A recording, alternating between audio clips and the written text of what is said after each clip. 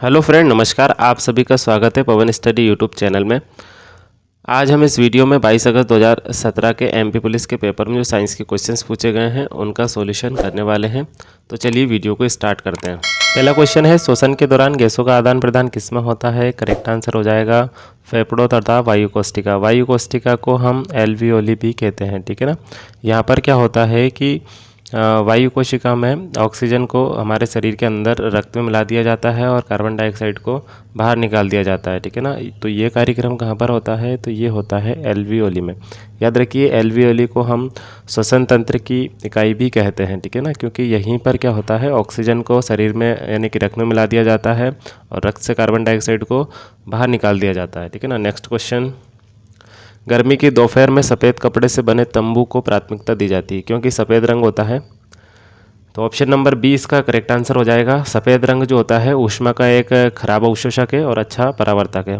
कहने का मतलब ये है कि जो वाइट रंग जो होता है, सफ़ेद रंग जो होता है, वो ऊष्मा को अवशोषित नहीं करता, ठीक है ना।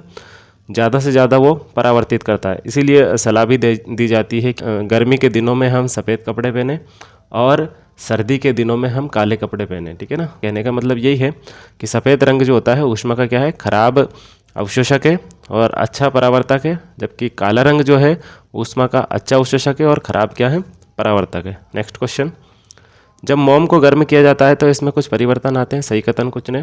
तो ऑप्शन नंबर डी इसका करेक्ट आंसर हो जाएगा। नेक्स्ट क्वेश्चन, जब प्रकाश की किरण परावर्तन वाली पृष्ठ पर आपतित होती है एवं यदि परावर्तित किरण आपतित किरण से 90 डिग्री पर है तो किरण का आपतन कोण कितना होगा?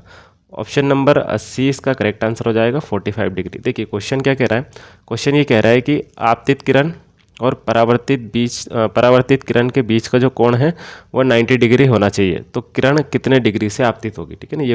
ये कह रहे हैं कि आपतित किरण जो है कितने डिग्री से आपतित होगी। तो याद रखनी है 45 डिग्री से ही ऐसा एंगल उनके बीच 90 डिग्री का बनेगा। नेक्स्ट क्वेश्चन, निम्न में से कौन सी एक जीएम फसल नहीं है? इंपॉर्टेंट है, मोस्ट इंपॉर्टेंट है जीएम फसल, ठीक है ना।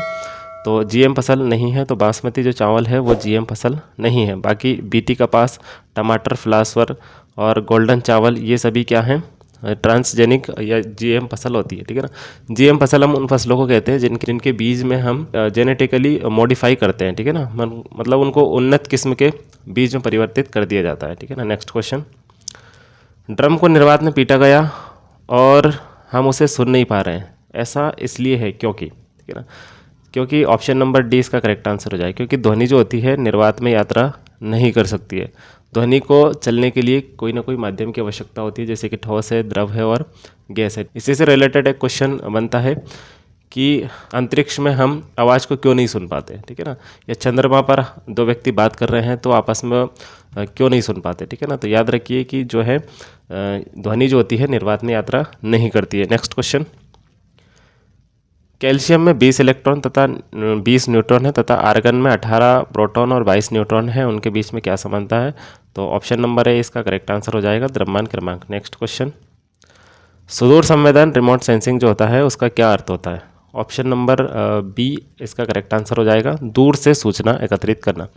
मतलब कि कहने का मतलब ये है कि जिन स्थानों पर हम जा नहीं सकते वहाँ पर क्या होते हैं, हमने पृथ्वी के ऊपर सैटेलाइट लगा रखे हैं तो वहाँ से उनको कैप्चर कर लिया जाता है, ठीक है ना। जैसे कि दुर्गम स्थानों में, जैसे कि पहाड़ी क्षेत्र हो गए, दलदली क्षेत्र हो गए, ठीक है ना, बर्फीले मैदान हो गए, जहाँ मनुष्य पहुँच नहीं सकता वहाँ पर क्या होते हैं, हम सैटेलाइट को लगा देते हैं, वहाँ से उसको कैप्चर कर लेते हैं। नेक्स्ट क्वेश्चन, निम्नलिखित में से प्राइकोरियोटिक कोशिका पहचानी। इंपॉर्टेंट क्वेश्चन है, ठीक है ना। कोशिका दो प्रकार की होती है, एक होती है प्राइकोरियोटिक और एक होती है यूकेरियोटिक। प्राइकोरियोटिक कोशिका से मतलब ये है कि ऐसी कोशिकाएं जिनमें केंद्रक और अन्य कोशिका अंग उपस्थित नहीं होते हैं, प्राइकोरियोटिक कोशिका कहलाती है। जबकि यूकेरियोटिक कोशिका ये हो जाएगी कि जिसमें केंद्रक और अन्य सभी कोशिका अंग उपस्थित होते हैं, वो क्या होती है, यूकेरियोटिक कोशिका होती है। यूकेरियोटिक कोशिका को हम विकसित कोशिका भी कह सकते हैं, ठीक है ना। तो क्वेश्चन क्या है कि निम्नलिखित में से प्राइकोरियोटिक कोशिका को पहचानिए। ऑप्शन नंबर ए हमारा करेक्ट आंसर हो जाएगा। नीलहरी जो शैवाल होती है उसकी कोशिका को हम प्राइकोरियोटिक कोशिका कहते हैं। नेक्स्ट क्वेश्चन, अस्थि और उपास्थि निम्न होती है। तो ऑप्शन नंबर ए इसका करेक्ट आंसर हो जाएगा कंकाल संयोजी ऊतक होती है, ठीक है ना। ऊतक से मतलब जो होता है, ऊतक समान कोशिकाओं के समूह को हम ऊतक कहते हैं, ठीक है ना। याद रखिए, दो हड्डियों के बीच में जो एक द्रव पाया जाता है उसे हम कार्टिलेज कहते हैं, ठीक है ना। कार्टिलेज कह लो या फिर उपास्थि कह लो, ठीक है ना। उपास्थि क्या करती है कि हमारे हड्डियों के घर्षण को कम करती है, याद रखिए। नेक्स्ट क्वेश्चन, निम्न में से क्या बिजली का कुचालक है, ठीक है ना। तो आसुत जल जो है, डिस्टिल्ड वाटर जिसे हम कहते हैं, वो क्या है, बिजली का कुचालक है। नेक्स्ट क्वेश्चन, समान कोशिकाओं के समूह जिनके कुछ विशेष कार्य होते हैं क्या कहलाते हैं, ऊतक कहलाते हैं। ऊतक को हम टिश्यू भी कहते हैं, आप याद रखिए। नेक्स्ट, डेयरी पशुओं की खाद्य आवश्यकताएं क्या है, तो ऑप्शन नंबर डी इसका करेक्ट आंसर हो जाएगा। खाद्य में मतलब खाने में मोटा चारा होना चाहिए और सांद्रता संतुलित मात्रा में हो। नेक्स्ट क्वेश्चन, निम्नलिखित में से कौन तरल ईंधन है, तो डीजल इसका करेक्ट आंसर हो जाएगा, ऑप्शन नंबर बी।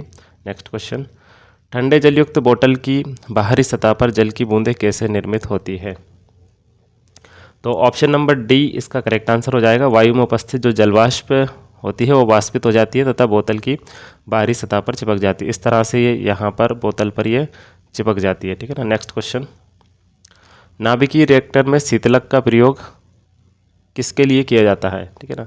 तो ऑप्शन नंबर डी इसका करेक्ट आंसर हो जाएगा। ऊष्मा विनिमायक में ऊर्जा को रिएक्टर से जल में स्थानांतरित करने के लिए।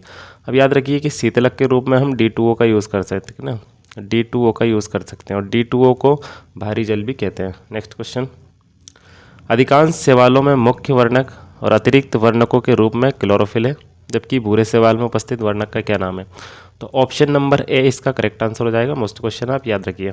नेक्स्ट क्वेश्चन, कोई व्यक्ति भोजन को निगलने के बाद उसे निम्न के कारण नहीं रोक सकता, तो ऑप्शन नंबर ए इसका करेक्ट आंसर हो जाएगा। आंत की अनैच्छिक प्रकृति, ठीक है ना, याद रखिए। नेक्स्ट क्वेश्चन, लकड़ी के लट्टों को जलाते समय उनके बीच खाली स्थान छोड़ दी जाती है जिससे क्या हो, उसके जलने के लिए वायु की गति में मदद मिल सके, तो ऑप्शन नंबर सी इसका करेक्ट आंसर हो जाएगा। नेक्स्ट क्वेश्चन, शक्तिशाली चुंबक अपना चुंबकत्व उस स्थिति में खो देता है जब, तो option number C correct answer हो जाएगा। इसे उच्च तापमान पर गर्म किया जाता है। नेक्स्ट क्वेश्चन, निम्न में से कौन सा एक दृढ़ निर्जीव मुक्त रूप से पारगम्य तथा मुख्य रूप से सेलुलोज से बनी होती है, तो इंपॉर्टेंट क्वेश्चन है। कोशिका भित्ति, ठीक है ना, इसका राइट आंसर हो जाएगा कोशिका भित्ति। कोशिका भित्ति जो होती है आप याद रखिए सेल्यूलोज की बनी होती है। और कोशिका भित्ति किन में पाई जाती है, तो आप ये भी याद रखिए, इंपॉर्टेंट क्वेश्चन है, क्वेश्चन पूछा ही जाता है कि कोशिका भित्ति किन में पाई जाती है, तो कोशिका भित्ति पादपों में पाई जाती है, आप याद रखिए। नेक्स्ट क्वेश्चन, नाभिक का क्या कार्य होता है, ये भी इंपॉर्टेंट क्वेश्चन है, ठीक है ना। नाभिक का क्या कार्य होता है, नाभिक समझ ली कहाँ होता है, ये हमारी कोशिका होती है, कोशिका के अंदर उपस्थित होता है नाभिक, ठीक है ना, आप याद रखिए। तो इसका क्या कार्य है, या कोशिका की सभी गतिविधियों को नियंत्रित करता है, ऑप्शन नंबर सी इसका करेक्ट आंसर हो जाएगा। कोशिका में जितनी भी गतिविधि होती है उन सब का नियंत्रण करता है कौन, नाभिक। नेक्स्ट क्वेश्चन, निम्नलिखित में से किस खगोलीय पिंड को उल्का के रूप में भी जाना जाता है, तो उल्का पिंड को ही जानते हैं, ऑप्शन नंबर इसका करेक्ट आंसर हो जाएगा। नेक्स्ट क्वेश्चन, एक अस्थि अन्य अस्थि से किसके द्वारा संयोजित रहती है, इंपॉर्टेंट क्वेश्चन है, वेरी मोस्ट है, कई बार एग्जाम में पूछा भी गया है, ठीक है ना। तो ये स्नायु के द्वारा एक दूसरे से जुड़ी रहती है, या फिर अपन ये कह सकते हैं कि हड्डी से हड्डी के जोड़ को हम क्या कहते हैं, ठीक है ना। तो इसे इंग्लिश में कहेंगे लिगामेंट्स और हिंदी में कहेंगे स्नायु, आप याद रखिए। साथ ही साथ आप ये भी याद रखिए कि हड्डी से मांसपेशी के जोड़ को क्या कहा जाता है, तो इसे हम टेंडन कहते हैं, या फिर हिंदी में कहेंगे तो कंडरा कहते हैं, आप ये याद रखिए, इंपॉर्टेंट क्वेश्चन है, मोस्ट है। Next question,